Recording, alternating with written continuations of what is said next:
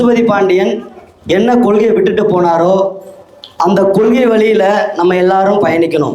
அரசியல் வந்து எப்படி கற்றுக் கொடுக்குறாங்க அப்படின்னா, ஜெயலலிதா உங்கள் தலைவர், கருணாநிதி உங்கள் தலைவர், ஸ்டாலின் உங்கள் தலைவர், நரேந்திர மோடி அவர்கள் உங்கள் தலைவர் அப்படின்னு சொல்லி கற்றுக் கொடுக்குறாங்க.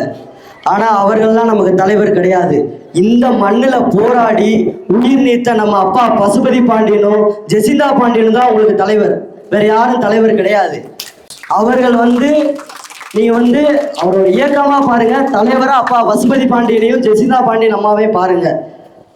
என்னோட அக்கா வந்து இவங்கெல்லாம் தலைவர் கிடையாது உங்களுக்கு, அப்பா பசுபதி பாண்டியனும் அத்தா பழனி பாபா அவர்கள் தான் உங்களுக்கு தலைவர் அப்படின்னு தமிழ்நாடு மண்ணுரிமை கட்சியை வழிநடத்தி கொண்டு போறாங்க.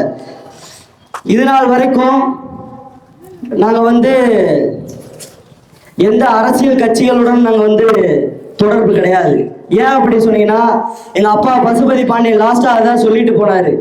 அவர் நினச்சிருந்தா ஜெயலலிதாட்ட ஒரு அமௌண்ட்டை வாங்கிட்டு, திமுகவில் ஒரு அமௌண்ட்டை வாங்கிட்டு எம்எல்ஏ எம்பி ஆகி அவர் பாராளுமன்றத்துக்கோ சட்டமன்றத்துக்கோ சென்றிருக்கலாம். ஆனால் அவர் செல்லலை. ஏன் அப்படின்னா, அங்கே சென்றாலும் நம்மளை இந்த பணி செய்ய விட மாட்டாங்க. இங்கே வந்து இப்போ ஒரு நீங்கள் நம்ம சமுதாயத்திலே ஏகப்பட்ட தலைவர்கள் வந்து எம்எல்ஏவா எம்பியா இருக்காங்க. ஆனால் அவங்க உங்களுக்கு என்ன செஞ்சுட்டாங்க சொல்லுங்க? அப்பா பசுபதி பாண்டியன் போராடினதை விடவா அவங்க பண்ணிட்டாங்க? உங்களுக்கு பண்ணிட்டாங்களா? இல்லை, பண்ண மாட்டாங்க. ஏன்னா தலைமை வந்து சரியான தலைமை கிடையாது.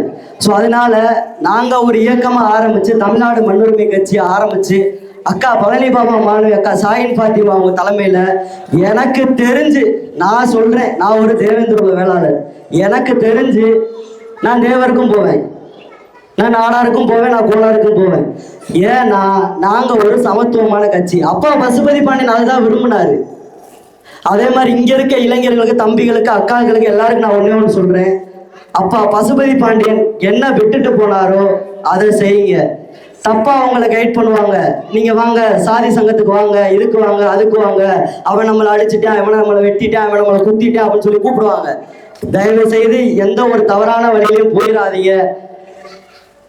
அண்ணன் தீபக் பாண்டியன் உங்களுக்கு லாஸ்டா அதை சொல்லிட்டு போனாரு, என்னோட முடியட்டும் இந்த இது அப்படின்னு சொல்லிட்டு போனாரு. பேனாமுனி அடிங்க, படிங்க, நல்ல வளர்ச்சி அடைங்க. நம்ம சமுதாயம் வந்து படிச்சா மட்டும்தான் வளர்ச்சி அடையும், கத்திய தூக்குனா வளர்ச்சி அடையாது. அதை எல்லாரும் மனசுல வச்சுட்டு அப்பா பசுபதி பாண்டியன் அவரோட கொள்கையை நிறைவேற்றுவீர்கள் என்று சொல்லி நன்றி, விடைபெறுகிறேன். நன்றி, வணக்கம்.